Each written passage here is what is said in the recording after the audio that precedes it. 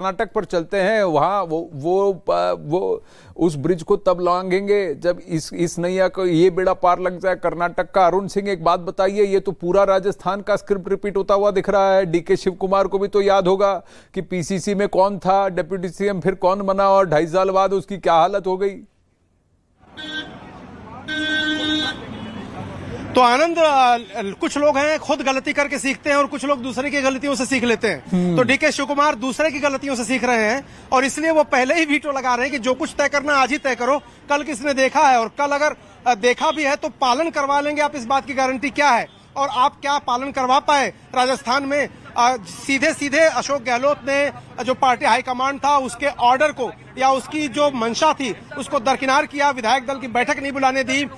बैठक में तय होता ना कि कौन सीएम बनेगा नहीं बनेगा, किसके नाम पे वोट होगा नहीं होगा। उन्होंने तो बैठक ही नहीं होने दी। उसके बावजूद मुख्यमंत्री बने हुए हैं। टीएस सिंहदेव वहां हर तीसरे दिन मंत्रालय में जाते हैं, कभी इस्तीफा दे देते हैं, कभी विधानसभा नहीं जाने का ऐलान कर देते हैं। तो डीके शिव कुमार ने ये सब चीजें देखी है ना पार्टी के अंदर, तो वो दूसरे की गलती सीख रहे हैं। इसलिए जो कुछ भी होगा उनकी सहमति से होगा, इसमें कोई दो राय नहीं। अगर सिद्धारमैया को मुख्यमंत्री पद की शपथ दिलाई जाएगी तो वहां डीके शिव कुमार होंगे, उनकी सहमति होगी तभी हो पाएगा। इसमें एक और बड़ी बात है अरुण, मैं मानव से भी पूछूंगा और मैं आपके पास फिर आता हूं। देखिए, कांग्रेस पार्टी में वफादारी ये बहुत बड़ी बात है। आज की तारीख में कितने लोग कांग्रेस पार्टी से लगे हुए हैं, टिके हुए हैं, वफादारी कर रहे हैं। जेडीएस से आए हैं सिद्धारमैया, जैसे ही आए यही तर्क डीके शिव कुमार ने दिया है मानव कि जैसे ही वो आए आपने उनको चीफ मुख्यमंत्री पद दे दिया, एलओपी दे दिया, सब कुछ तो दे दिया। अब जो वफादार रहा है उसको भी तो कुछ दो। कांग्रेस के अंदर कई सारे ऐसे कार्यकर्ता होंगे, कई सारे ऐसे नेता होंगे, वो देखेंगे कि वफादारी को रिवॉर्ड मिलता है कि नहीं, पार्टी ये रिस्क लेने को तैयार रहती है कि नहीं।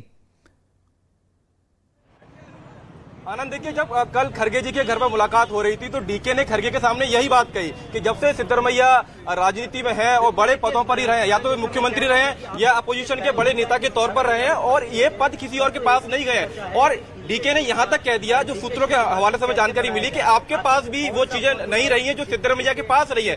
तो डीके कहीं ना कहीं अब वो कहना चाहते हैं कि मैं वफादार हूं। और वफादारी, देखिए, शब्द एक ऐसा है, डीके ने ये कहा था जब चुनाव के नतीजे आ रहे थे कि सोनिया गांधी मैडम जब उनसे जेल में मिलने पहुंची तो उनकी आंखों में आंसू थे और वो दिन वो कभी नहीं भूल सकते। तो इस तरीके से शब्द चुनाव के नतीजे के आने के बाद तो जाहिर सी बात है डीके अब एक तरीके से वो बार्गेन करना चाहते हैं, लेकिन उस तरीके से नहीं जिस तरीके से सचिन पायलट या गहलोत के बीच हम देख रहे हैं कि राजस्थान में सब कुछ घट रहा है। डीके एक संयम रखे हुए हैं और उनकी राजनीति से एक बात स्पष्ट होती है कि वो पार्टी के प्रति वफादार है, गांधी परिवार के प्रति वफादार है, लेकिन जो कुछ होगा वो आला कमान के इशारे पर उसको मानने को तैयार है। लेकिन एक बात स्पष्ट है, जो भी कुछ होगा वो आज तय कर लेना चाहते हैं। लेकिन वो तो जो भी कुछ होना था वो तो आज तय हुआ था। उस वक्त जब अशोक गहलोत मुख्यमंत्री बने थे तब सचिन पायलट के लिए भी कुछ तय हुआ था। जब भूपेश बाघेल मुख्यमंत्री बने थे तब टीएस सिंहदेव के लिए भी कुछ तय हुआ था। लेकिन उसके बाद 2.5 साल बाद क्या हुआ वो सबने देखा है। यही सबसे बड़ा डाउट है कि उस वक्त आला कमान जो है वो थोड़ा हल्का पड़ जाता है जब जो प्रॉमिस किया, जो वादा किया, उसको निभाने की बात आती है तब। अब ऐसा लग रहा है जैसे बेंगलुरु में सिद्धारमैया के समर्थकों का बस इस खबर का इंतजार था कि कब उनके नाम का ऐलान होगा। हालांकि अभी तक नाम का ऐलान औपचारिक तौर पर नहीं हुआ, ऑफिशियली नहीं हुआ, लेकिन सिद्धारमैया के नाम पर मुहर लगते ही बेंगलुरु में जश्न शुरू हो गया है। सिद्धारमैया के समर्थकों का जोश साफ साफ नजर आ रहा है। दूध से उनका पोस्टर नहलाया जा रहा है। ऐसा लग रहा है कि मानो ये समर्थक इसी घड़ी का इंतजार कर रहे थे। और यह भी बताया जा रहा है कि 18 नंबर 9 सिद्धारमैया के लिए लकी माना जाता है। इसीलिए कल ही फौरी तौर पर कल ही शपथ ग्रहण समारोह होगा। वहां सिर्फ वो सब शपथ ग्रहण करेंगे और ये बेंगलुरु के कंतीरवा स्टेडियम में होगा, ऐसा बताया जा रहा है। लेकिन अरुण सिंह, क्या लिखित गारंटी लेंगे? जिस अशोक गहलोत ने कांग्रेस की अध्यक्षता को ठुकरा दिया और कहा मैं सीएम ही भला और हाईकमांड कुछ नहीं कर सकी, वैसे केस में सिद्धारमैया को कैसे 2.5 साल बाद हटवाएंगे? और लोकसभा 2024 में अगर चुनाव कांग्रेस पार्टी के प्रतिकूल रहे नतीजे कर्नाटक में, तो क्या फिर डीके की फिर जो हैसियत है और जो पोजीशन है वो कम पड़ जाएगी और फिर डीके फिर से दरकिनार हो जाएंगे? पहली बात तो आनंद की राजनीति में कोई लिखित गारंटी होती नहीं, और अगर कोई लिख के गारंटी दे भी दे तो किस कोर्ट में आप उसको जमा करके और कहेंगे कि मुझे मुख्यमंत्री बना दो। ऐसा कुछ होगा नहीं और नहीं होता है। उसके पीछे एक तकनीकी वजह भी है।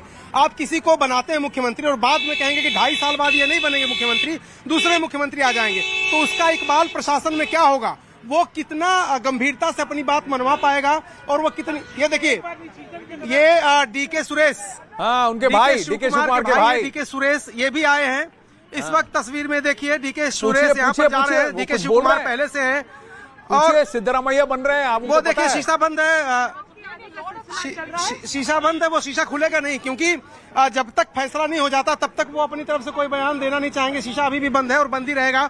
आनंद, उसकी वजह यह है डीके शिवकुमार और डीके सुरेश दोनों को बुला करके यहाँ पर बैठाया जा रहा है। अगर तो संकेत क्या है? अगर पढ़े इसको हम, इस राजनीतिक व्यवस्था को, तो उसमें जिसको कंसोल करना होता है, जिसको मनाना होता है, जिसको कहा जाता है कोई बात नहीं अगली बार देखेंगे, चिंता मत करिए आपका भी ख्याल रखेंगे, उसको ज्यादा देर समझाना पड़ता है। जिसको बनाना होता है उसको 2 टूक शब्दों में बता दिया जाता है कि ठीक है भैया आपको बना रहे हैं। तो अब समझाया जा रहा है डीके शिवकुमार को, ऐसा प्रतीत होता है। मोटा मोटी राजनीति पढ़ने की तो भाषा यही है। बाकी तो आप जानते हैं आनंद, अप्रत्याशित घटनाओं का खेल राजनीति है। बिल्कुल बिल्कुल, आप जो कह रहे हैं सही कह रहे हैं। कल लेकिन मीटिंग शिवकुमार के साथ छोटी हुई थी और सिद्धरामैया के साथ लंबी हुई थी। कल जब हुआ था तब डीके शिवकुमार बाहर निकले और उन्होंने हटा दिया था माइक। और मैं माफी चाहता हूं, सिद्धरामैया गुस्से में उन्होंने माइक हटा दिया था। एएनआई का कहा मैं कुछ नहीं कहूंगा। ऐसा लगा बहुत ही रुष्ट हैं, ऐसा लगा उनको कह दिया गया भाई तुम नहीं बन रहे हो। लेकिन आज पूरा पासा पलटता हुआ दिख रहा है, सिद्धरामैया का नाम सामने आता दिख रहा है। मानव हमारे साथ है। मानव बताइए, वहां कुछ हलचल हो रही है, डीके सुरेश तो कुछ नहीं कह रहे, लेकिन अंदर वाली मीटिंग में क्या कहा जा रहा है? आपको क्या लग रहा है, अनुमान क्या लग रहा है? और सिद्धरामैया के आज हाव भाव कैसे थे? कल से थोड़ा ज्यादा चीयरफुल दिख रहे थे कि नहीं? देखिए आनंद, जब सिद्धरामैया राहुल गांधी से मुलाकात करने के बाद बाहर निकले तो विक्ट्री साइन उन्होंने दिखाया, उससे काफी कुछ आप समझ सकते हैं, हमारे दर्शक समझ सकते हैं। लेकिन डीके सुरेश को अगर आप देखिए तो डीके सुरेश बेंगलुरु ग्रामीण से सांसद हैं और लगातार कर्नाटक में क्या कुछ हो रहा है उस पर नजर बनाए हुए हैं। तो ये कहना गलत नहीं होगा कि जब उनके भाई डीके शिवकुमार अंदर मौजूद हैं तो क्या बार्गेन अच्छे से हो पाए, इसलिए डीके सुरेश अंदर गए हैं क्या? तो ये इस बात की पूरी एक तरीके से आशंका भी है कि डीके सुरेश जिनकी देखरेख में उनके भाई सब कुछ अभी तक करते आए हैं, तो अभी ये कहना गलत नहीं होगा कि अंदर बार्गेनिंग पावर को मजबूत करने के लिए गांधी परिवार के सामने शायद इसलिए डीके सुरेश की एंट्री हुई है। और अब ये बहुत मुझे लगता है कि अब से 1 से 2 घंटे बाद ही औपचारिक ऐलान होना भी संभव है, क्योंकि जिस तरीके से सिद्धरामैया बाहर निकले, उन्होंने विक्ट्री साइन दिखाया, उसके बाद डीके शिवकुमार गुलदस्ता लेकर राहुल गांधी के पास पहुंचे, उसके बाद उनके भाई डीके सुरेश पहुंचे हैं जो कि खुद लोकसभा सांसद है। तो ऐसे में अब लगता है कि कुछ ही पलों में ये बात स्पष्ट हो जाएगी कि कल दोपहर के बाद माफ कीजिएगा, कर्नाटक का मुख्यमंत्री की शपथ कौन लेगा, ये कुछ ही देर में स्पष्ट हो जाएगा। अरुण, एक और बात बताई जा रही है कि डीके शिवकुमार के सामने सिद्धरामैया ने एमएलएस का समर्थन तो रख ही दिया था, और कहीं ना कहीं क्या कांग्रेस ने एक इंटरनल डिपस्टिक किया है कि सेंटिमेंट किसके साथ ज्यादा है। खासकर ये जो अहिंदा वोट बैंक है, यानी कि सिर्फ कुरुबा समाज के वोट नहीं, उसके साथ साथ बैकवर्ड कास्ट जितने हैं उधर से और एक मुस्लिम माइनॉरिटी वोट जो है, क्या वो सपोर्ट सिद्धरामैया के साथ है? और क्योंकि वो वोटर बेस ये कंतीरवा स्टेडियम से तस्वीरें आ रही हैं जहां फौरी तौर पर तैयारी शुरू हो गई है। ये कंतीरवा स्टेडियम बेंगलुरु का, जहां शपथ ग्रहण समारोह की तैयारी हो रही है, और ये कल सुबह होने वाली है। कल 18 तारीख इसी दिन सिर्फ सिद्धरामैया शपथ ग्रहण करेंगे, शपथ लेंगे मुख्यमंत्री पद की। उसके बाद जो कैबिनेट हैं, जो मंत्री हैं, उनका शपथ ग्रहण बाद में होगा, क्योंकि लगता है उसमें भी बहुत सारा यहां दांवपेच हैं। जहां तक मुझे ध्यान है, अखाड़ा में अपने दर्शकों को बताना चाहूंगा कि बेंगलुरु और कर्नाटक के विधानसौदा, यानी कि वहां की विधानसभा में और कैबिनेट में 30 से ज्यादा मंत्री नहीं हो सकते, 30 से ज्यादा मंत्री पद नहीं दिए जा सकते। तो इन पोर्टफोलियोज को बैलेंस करके देना भी पड़ेगा। जैसे ये तस्वीरें आ रही हैं अरुण, ये एक और बात जो राहुल गांधी और रणदीप सुरजेवाला ने साफ मल्लिकार्जुन खड़गे को कहा है कि जिन जिन समुदायों ने हमारा साथ दिया है, जिन जिन समुदायों से हमें वोट मिला है, नंबर आंकड़े लेकर राहुल गांधी कल पहुंचे थे, उन सभी समुदायों में से कहीं ना कहीं सरकार में उनका रिप्रेजेंटेशन आवश्यक है। अब वो तभी हो सकता है जब डीके शिवकुमार वर्सेस सिद्धरामैया और इनके लोगों के बीच का सेटलमेंट हो जाए।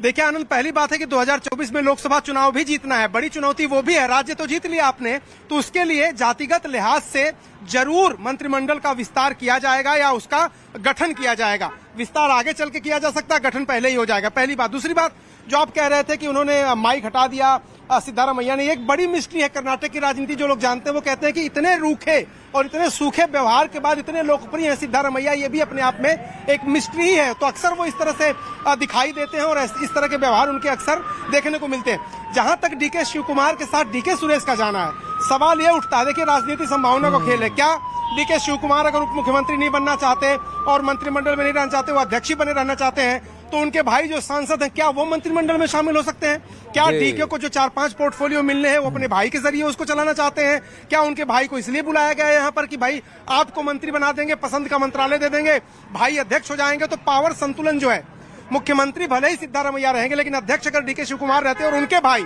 वहां पर 4 मंत्रालयों के मंत्री रहते हैं या उप मुख्यमंत्री बन जाते हैं जो कि जूनियर हैं, जिनको कोई बड़ी दिक्कत नहीं होगी बनने में सिद्धारमैया के अंडर में, जो दिक्कत हो रही है शिव कुमार को, तो क्या इस तरह का कोई फार्मूला वर्कआउट किया जा रहा है? हो सकता है ये एक और जो है राजस्थान और छत्तीसगढ़ के बाद में जो हुआ है उसके बाद की सीख भी तो हो सकती है डीके शिव कुमार की। भाई तुम सिद्धारमैया के अंडर मत काम करो, लेकिन अपने व्यक्ति को वहां रखो, अपने व्यक्ति को सरकार में रखो जो सिद्धारमैया की नाक में दम करे, नजर रखे, लेकिन मैं बाहर रहूंगा, संगठन का कंट्रोल मेरे पास रहेगा, पीसीसी अध्यक्ष मैं ही रहूंगा, पार्टी तो मेरे से चलेगी। क्या ये डीके शिव कुमार सोच रहे हैं? क्या ऐसा हो सकता है? मुझे ब्रेक लेना होगा, लेकिन इस पर वापस बात करेंगे ब्रेक के बाद। बने रहिए अरुण और मानव।